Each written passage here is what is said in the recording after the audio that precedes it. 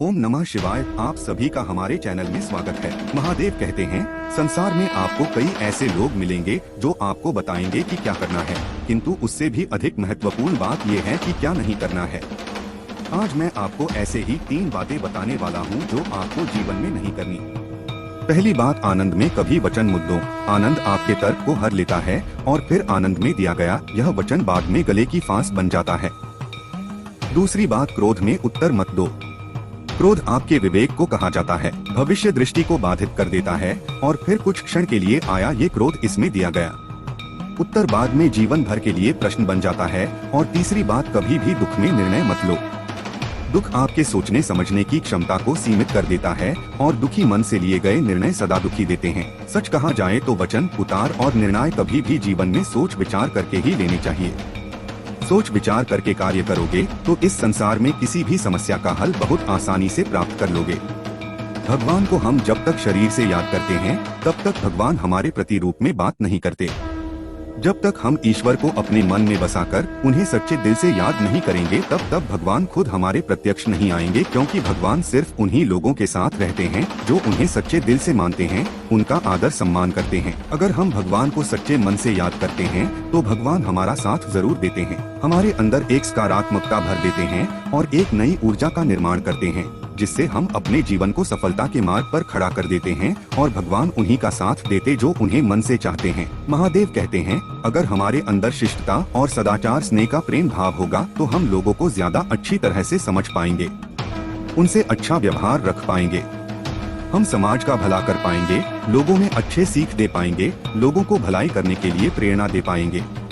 अगर हमारे अंदर सदाचार और प्रेम भाव की भावना होती है तो पूरी दुनिया हमारे साथ होती है, पूरी दुनिया हमारे लिए खड़ी रहती है, क्योंकि हम जितना ज्यादा है प्रेम भाव लोगों के प्रति रखेंगे उतना ही प्रेम भाव लोग हमें देंगे। प्रेम भाव से दुनिया का अस्तित्व है और प्रेम भाव से ही दुनिया का विनाश है। प्रेम भाव के बिना जीवन असंभव है, क्योंकि अगर लोगों के बीच प्रेम भाव नहीं होगा तो लोग एक दूसरे को कभी नहीं समझ पाएंगे। एक दूसरे में ईर्ष्या की भावना को पैदा करके इस पूरी सृष्टि का विनाश का कारण बनेंगे। महादेव कहते हैं, क्रोध को पी जाना ही बेहतर है, क्योंकि हमें जब क्रोध आता है तो काफी सारा नुकसान कर देता है। गुस्सा हमें आता है पर हम उस गुस्से को उतारते किसी और व्यक्ति पर, जिससे दोनों की मध्य बुराई की भावना उत्पन्न होती है। इसलिए क्रोध को बहुत ही खराब माना है और कहा है कि व्यक्ति को क्रोध नहीं करना चाहिए। उसको अगर किसी बात पर क्रोध भी आ रहा है तो उस बात को वह शांतिपूर्वक सुने, समझे और उस परिस्थिति को देखकर उसमें सुधार करे, ना कि क्रोध करें। क्रोध एकमात्र ऐसा जरिया नहीं है। क्रोध से कुछ भी हासिल नहीं होता है, ना ही कुछ सुधार होता है। क्रोध से सब कुछ बर्बाद होता है, इसलिए क्रोध ना हम कभी करें, ना करने दें। इस बात को अगर जीवन में अपना लिया तो आप लोगों को कुछ नए नजरिए से देखेंगे, जिससे एक नई ऊर्जा उत्पन्न होगी और इस ऊर्जा से आपके जीवन पर बहुत ही गहरा प्रभाव पड़ेगा और आपकी जिंदगी काफी हद तक निखर कर सामने आएगी। महादेव कहते हैं, जिंदगी में त्याग बहुत अहम भूमिका निभाता है। जो व्यक्ति त्याग करना जानता है वह अपने जीवन में वह सब कुछ पा लेता है जिसकी वजह रखता है। वो ऐसे मुकाम पर पहुंच जाता है जहां पर कभी वह जाने की सिर्फ सोचा करता था। ऐसे मुकाम को हासिल करने के लिए हमें अपनी जिंदगी में काफी कुछ छोड़ना पड़ता है।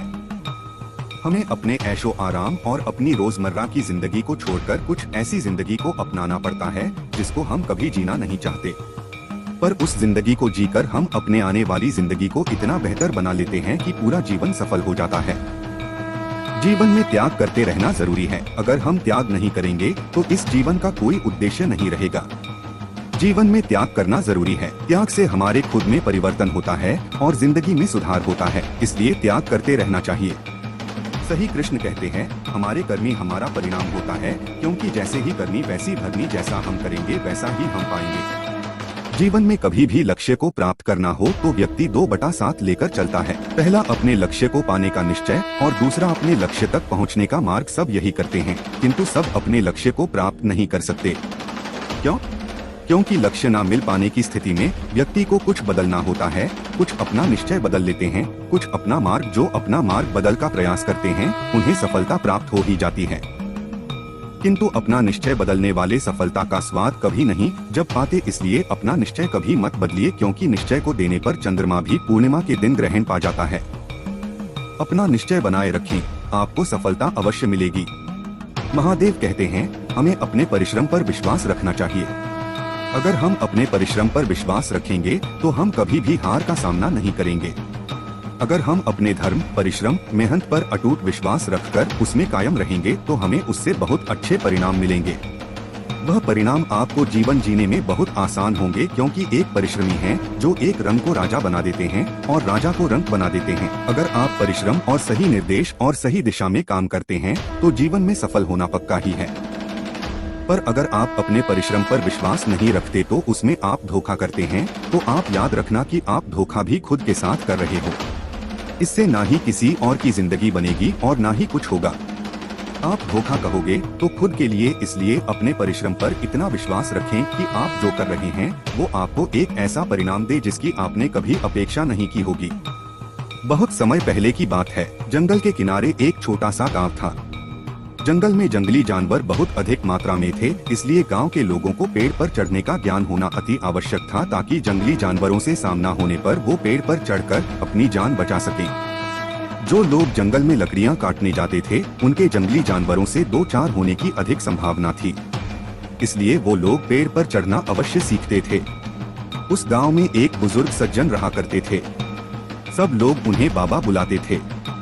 वो पेड़ पर चढ़ने की विद्या में माहिर थे और लोगों को पेड़ पर चढ़ने का प्रशिक्षण दिया करते थे। गांव के अधिकांश लोग उनसे ही प्रशिक्षण प्राप्त करने जाया करते थे। एक दिन बाबा ने उन युवकों के समूह को बुलाया जिन्हें वह पेड़ पर चढ़ने का प्रशिक्षण दे रही थी। वह उस समूह के प्रशिक्षण का अंतिम दिन था। बाबा उन्हें एक पेड़ के पास ले गए। वह एक ऊंचा और चिकना फिर था जिस पर चढ़ना बेहद कठिन था। बाबा युवकों से बोले, आज तुम्हारे प्रशिक्षण का अंतिम दिन है। मैं देखना चाहता हूँ क्या तुम लोग पेड़ पर चढ़ने में माहिर हो गए हो। इसलिए मैं तुम्हें इस चिकने और ऊंचे पेड़ पर चढ़ने की चुनौती दे रहा हूँ। यदि तुम सब इस पेड़ पर चढ़ने में सफल रहते हो तो दुनिया के किसी भी पेड़ पर आसानी से चढ़ सकते हो। बाबा की बात सुनकर सभी युवक उत्साहित हो गए। वह पेड़ पर चढ़ने के लिए एक पंक्ति में खड़े हो गए। सबसे पहला युवक पैर पर चढ़ने लगा और बड़ी ही आसानी से पेड़ पर चढ़ा और फिर नीचे उतरने लगा। उतरते समय वो आधे रास्ते में था। बाबा बोले, सावधान, आराम से संभल कर उतरो, कोई जल्दी नहीं है। उस युवक ने वैसा ही किया। वो आराम से सावधानी से नीचे उतरा। उसके बाद एक एक करके सारे युवक पेड़ पर चढ़ने लगे। जब वह पेड़ पर चढ़ते तब तो बाबा उन्हें कुछ नहीं कहते, लेकिन जब वो पेड़ से उतरते समय आधे रास्ते पर होते या बस नीचे पहुंचने वाले होते तो बाबा कहते हैं, सुनो, आराम से थोड़ा संभल कर और पूरी सावधानी से उतरो, किसी प्रकार की कोई जल्दी नहीं। सभी युवकों ने बाबा की बात मानी और पेड़ पर चढ़कर नीचे उतरने में सफल हुए। सब बड़े खुश थे, लेकिन एक बात उन्हें खटक रही थी और ये थी, बाबा ने उन्हें पेड़ से उतरते समय सावधान रहने को क्यों कहा। पेड़ पर चढ़ते समय क्यों नहीं उन्होंने बाबा से पूछ ही लिया, बाबा इस पेड़ की सबसे ऊपरी शाखा पर चढ़ना सबसे कठिन था, लेकिन आपने उस पर चढ़ते समय हमें संभल कर रहने को नहीं कहा, लेकिन पेड़ से उतरते समय जब जमीन की दूरी बहुत कम रह गई थी तब आपने हमें संभल कर और सावधान रहने को कहा, ऐसा क्यों। बाबा बोले, देखो, पेड़ की सबसे ऊपरी शाखा पर चढ़ना बहुत कठिन है, ये मैं भी जानता हूँ और तुम भी, इसलिए मेरे बिना बोले ही तुम पहले से ही सतर्क थे। ऐसा हर किसी के साथ होता है। कार्य के प्रारंभ में सब सतर्कता से ही आगे बढ़ते हैं, किंतु सतर्कता और सावधानी में चूक तब होती है जब हम मंजिल के समीप होते हैं। तब हमें लगने लगता है कि हमारा काम तो पूरा होने को है, मंजिल अब दूर नहीं, और वहाँ हमारा ध्यान भटक जाता है और हम गलती कर जाते हैं। इसलिए हमेशा याद रखो कि मंजिल के नजदीक पहुँचने और यथार्थ में मंजिल पर पहुँचने में बहुत फर्क है। युवकों को बाबा के इस बात से जीवन की एक बड़ी सीख प्राप्त है। हमारे जीवन में भी कई बार ऐसा होता है, किसी काम को पूरा करने के कगार पर होकर भी हम उसे पूरा नहीं कर पाते।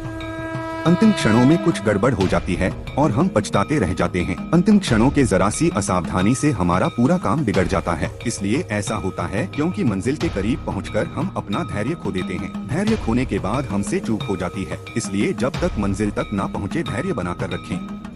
कार्य के प्रारंभ में जितना धैर्य और सावधानी आवश्यक, कार्य समाप्ति तक भी आवश्यक है। इसलिए कार्य पूर्ण होने तक धैर्य ना खोए, उतना ही सावधान रहें जितनी प्रारंभ में रखते हैं। कहीं धैर्य को देना लक्ष्य को देने का कारण न बन जाए। दोस्तों, इस वीडियो में बस इतना ही। मिलते हैं अगले वीडियो में, तब तक अपना और अपने परिवार का ख्याल रखें।